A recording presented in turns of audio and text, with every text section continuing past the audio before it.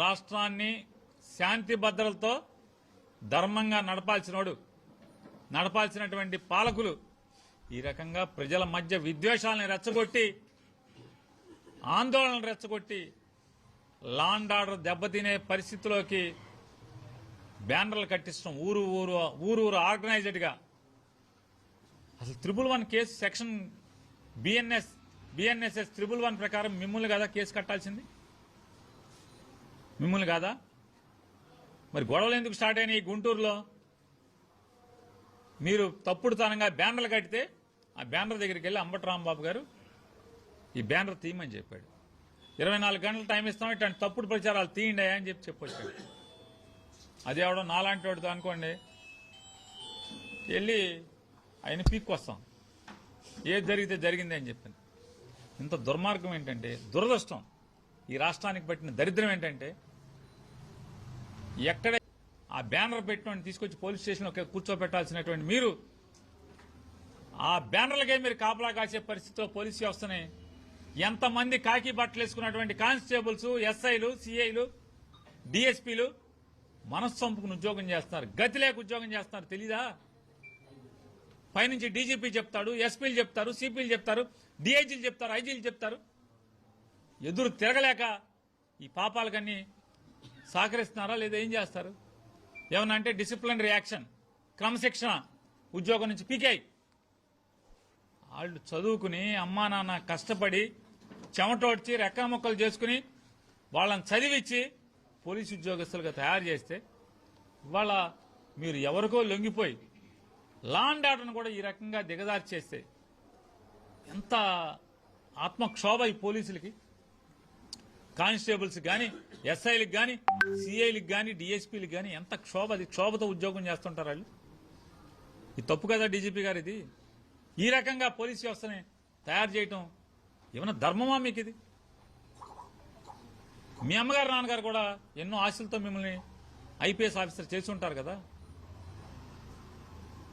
అంటే మా మీద ఏంటంటే మీ రాష్ట్రం కాదు కదా అని మమ్మల్ని ఈ రాష్ట్రాన్ని ఈ రకంగా దిగజార్చడం లా అండ్ ఆర్డర్ దీంట్లో ఇది అన్యాయం కదా డీజీపీ గారు. ఇది ఆ రోజున గుడికెళ్ళి పార్టీ పిలుపు మేరకు గుడికెళ్ళి స్వామివారికి దేవుళ్ళకి అర్చన చేసి, అయ్యా ఈ పాలకులకి మంచి బుద్ధి ప్రసాదించవయ్యా, ఈ రాష్ట్రాన్ని రావణ కాష్టం చేసేలాగా తయారు చేస్తున్నారు అని చెప్పి పూజలు చేసి, ఎందుకంటే దేవుడిని నమ్మేవాళ్ళం కాబట్టి పూజలు చేసి బయటకు వస్తే బయట అంబటి రాంబాబుని అవమానకరంగా కర్రలతో లాఠీలతో జనాలు దాడి చేస్తే కారు మీద పడి ఆడవారు కూడా సభ్యత మరిచి అంబటి రాంబాబు గారిని, వారి తల్లి గారిని, వారి భార్య గారిని, వారి శ్రీమతిని పచ్చిగా వినలేని భాషతో తిడతంటే ఏం చేస్తారు? రాంబాబు కూడా మనిషే కదా, అంబటి రాంబాబు గారు మనిషే కదా, మనిషే కదా. అయినా కూడా ఇంటికెళ్ళి వెంటనే ఆయన ప్రెస్ మీట్ పెట్టి చెప్పాడు, నన్ను ఘోరాతి ఘోరంగా అవమానించారు, నేను ఆత్మహత్య తప్పితే నాకు ఇంకొకటి శరణం లేదు అనే స్థితిలో నన్ను దుర్భాషలాడారు. నడి బజార్లో పట్టపగలు నా తల్లిని, నన్ను, నా శ్రీమతిని, అందరినీ దూషించారు. తట్టుకోలేక నేను వాళ్ళతో పాటు ఇది చేయించినటువంటి వారిని కూడా మాట జారి వచ్చి ఉండొచ్చు, అయినా కూడా తప్పే నాది, నేను విచారిస్తున్నాను, ఆ మాటలు నా నోట్లోంచి వచ్చినందుకు నేను విచారిస్తున్నాను, నా మాటలు వెనక్కి తీసుకుంటున్నానని చెప్పని నిన్న మధ్యాహ్నం ఇంటికి వెళ్ళంగానే ప్రెస్ మీట్ పెట్టి చెప్పారు. ఇక అంతకన్నా యోగ్యుడు మీ పార్టీలో ఒక్కడన్నా చూపించండి. ఆ రకంగా అంత సంస్కారవంతంగా అది నా నోట్లోంచి తప్పు వచ్చింది, నేను వెనక్కి తీసుకుంటున్నాను, పొరపాటు నాది, ఆ మాట రాకూడదు, నన్ను ఎంత అవమానం చేసినా ఆ మాట రాకూడదు, నేను వెనక్కి తీసుకుంటున్నాను,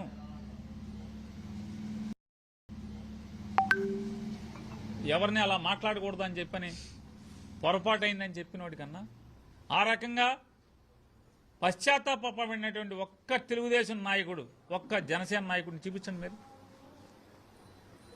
ఎవరున్నారు?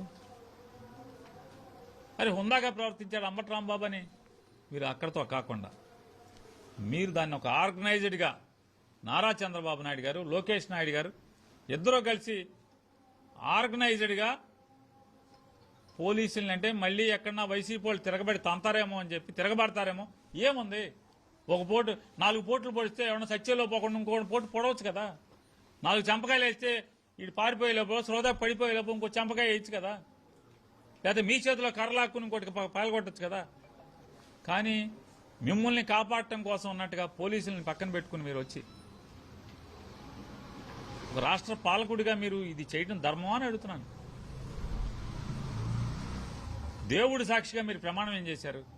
ప్రమాణ స్వీకారం రోజున రాగద్వేషాలకు అతీతంగా నేను పరిపాలన చేస్తానని చెప్పి దేవుడి మీద ప్రమాణం చేసి ప్రమాణ స్వీకారం చేసి మీరే మనుషుల్ని పోగేసి రెచ్చగొట్టి పోలీసుల్ని నిర్వీర్యం చేసి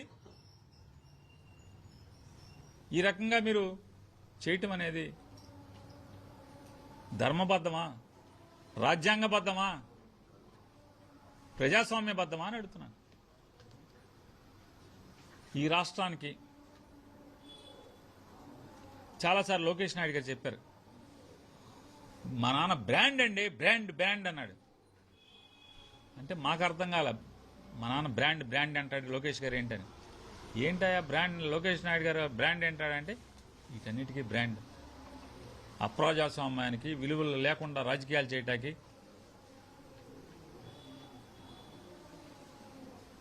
పక్క పార్టీలో గెలిచిన వాడిని అదే గుర్తు మీద ఎమ్మెల్యే రాజీనామా చేయకుండా అదే గుర్తు మీద మంత్రిని చేసి మా ప్రభుత్వంలో వైసీపీ కూడా ఉందని చెప్పని వంకర మాటలు మాట్లాడేటువంటి బ్రాండింగ్, ధనరాజకీయం బ్రాండింగ్, ప్రజాస్వామ్యాన్ని కూనీ చేయడం ఒక బ్రాండింగ్ తప్పితే ఈ రాష్ట్రానికి ఏంటి వారు చేసింది ఇక్కడ? దేనికి బ్రాండింగ్ అని అడుగుతున్నాను. లేదా ఎలక్షన్లో ప్రతిసారి ఇవాళ కాదు, నందమూరి తారక రామారావు గారిని వెన్నుపోటు పొడిచి పడేసిన దగ్గర నుంచి జరిగిన ప్రతి ఎన్నికల్లో 96 పార్లమెంట్ ఎన్నికల, లేదా 99 అసెంబ్లీ ఎన్నికల, లేదా 2004 అసెంబ్లీ ఎన్నికల, 2009 అసెంబ్లీ ఎన్నికల, 2014 అసెంబ్లీ ఎన్నికల, 2019 అసెంబ్లీ ఎన్నికల, 2024 అసెంబ్లీ ఎన్నికల, ఏ ఎన్నికలైనా సరే చాంతాడంత హామీలు ఇవ్వటం, అయిపోయాక ఏడ్చేస్తాం, ఖజానా ఖాళీ. ఇవాళ కాదు, 1996 నుంచి ఆయన ఒకటే డైలాగ్, ఖజానా ఖాళీ, డబ్బులు లేవు, ఏం చేస్తాం, హామీలు ఇచ్చాం, చేద్దాం అనుకున్నాం, చేయలేకపోయాం. దీనికి కదా బ్రాండింగ్. వాయు వరుసలు లేకుండా బీజేపీతో కలవటం, బీజేపీని కలవటం మా చారిత్రక తప్పిదం, జన్మలో మళ్ళీ బీజేపీతో కలవనని చెప్పడం. ఏ కాంగ్రెస్ పార్టీ పతనం కోసం పుట్టిందో తెలుగుదేశం పార్టీ, అదే కాంగ్రెస్ పార్టీతో చట్టాపట్టాలు వేసుకు తిరగటం, మళ్లీ బీజేపీతో కలవటం. మోడీ దుర్మార్గుడు, దుష్టుడు, నరరూప రాక్షసుడు అని చెప్పి అతను రాజీనామా చేయమని చెప్పి డిమాండ్ చేసి కేంద్ర ప్రభుత్వం నుంచి బయటకు వచ్చి మళ్లీ అదే మోడీ గారి సంకనెక్కటం, మోడీ గారు ఈరుడు సూర్యుడు అని చెప్పటం, మళ్లీ మోడీ లుచ్చాహాయ్ బచ్చాహాయ్ అని చెప్పి మోడీ ఒక టెర్రరిస్ట్ అని చెప్పని మాట్లాడటం. మళ్లీ మోడీ గారు ఇంటర్నేషనల్ మేధావి, అతను దేశానికి మేధావి కాదు, మోడీ ప్రపంచానికి మేధావి అని చెప్పని పొగట్టం. ఏమంటారు దాన్ని? దీనికి కదా బ్రాండింగ్. నాన్నగారు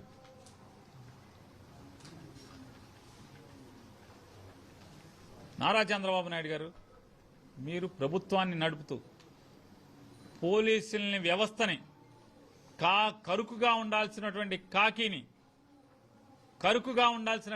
కాకిని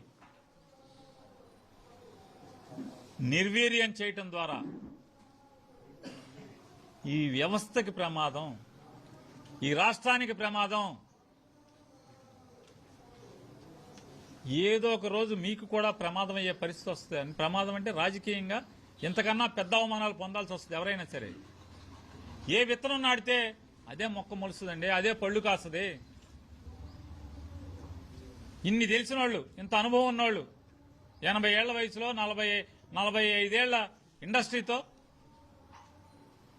16 ఏళ్ల ముఖ్యమంత్రి అనుభవంతో మీరు ఇటువంటి విత్తనాల్ని సమాజంలో ఈ రాష్ట్రంలో నాటితే భవిష్యత్ తరాలకు ఏమి ఇద్దాం అనుకుంటున్నారు మీరు అనేది ప్రశ్నిస్తూ ఖచ్చితంగా నిన్న జరిగినటువంటి రాక్షస మారణ కాండ బరి తెగించినటువంటి విశృంఖలమైనటువంటి ఆటవిక చర్యల్ని భారతదేశం అంతా కూడా తలతిప్పి చూసేట్టుగా ఖచ్చితంగా ప్రతి తలుపు తడతాం. భారతదేశంలో ప్రతి వ్యవస్థ దగ్గరికి వెళ్తాం.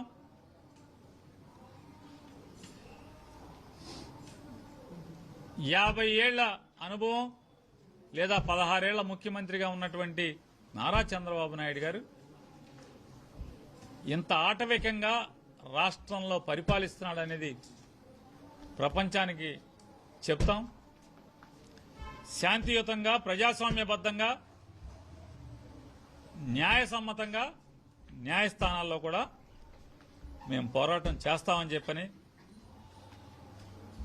మీరు భయపెడదామని లేదా రాబోయే స్థానిక సంస్థల ఎన్నికల్లో వైఎస్ఆర్ కాంగ్రెస్ పార్టీ వాళ్ళు ఎవరు నామినేషన్లో వేయకూడదు లేకపోతే పోటీ చేయకూడదు, దానికి ఇట్లాంటి వాడుకుని చేద్దామని చెప్పని మీరు కనుక ఇటువంటి ఎత్తుగడలు వేస్తే